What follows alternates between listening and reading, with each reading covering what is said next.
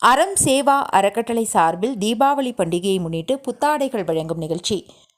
அறம் சேவா அறக்கட்டளை சார்பில் முதியவர் காப்பகத்திற்கு உணவுகள், பொங்கல், தீபாவளி, ரம்ஜான் மற்றும் கிறிஸ்துமஸ் பண்டிகை காலங்களில் ஏழை எளிய மக்களுக்கு அரிசி, மளிகை பொருட்கள், புத்தாடைகள் மற்றும் நலத்திட்ட உதவிகள், பள்ளி மற்றும் கல்லூரியில் பயிலும் மாணவர்களுக்கு நோட்டு புத்தகங்கள், கல்வி உதவித்தொகை மற்றும் மாற்றுத்திறனாளிகளுக்கு வீல் சேர் போன்ற பல்வேறு சேவைகளை கோவையில் தொடர்ந்து செய்து வருகிறது.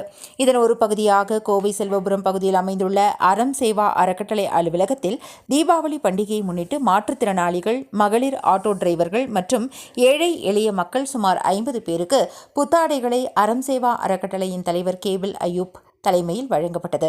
இந்நிகழ்ச்சிக்கு சிறப்பு அழைப்பாளர்களாக பால்ராஜ், எம்.ஐ. காதர், எஸ்.எல்.ஆர். குமார், கே. குமரேஷ், எம். துரை தெய்வம், வெங்கட்ராம், எஸ்.கே. முபாரக் அஜீஸ், நிலாஃபர், நிஷா, குயில், செல்வி, லக்ஷ்மி, மும்தாஜ், சாந்தி, மணிமேகலை, நித்யா, நிர்மலா, ஸ்டெல்லா, மேரி, திவ்யா, கீதா ஆகியோர் கலந்து கொண்டனர்.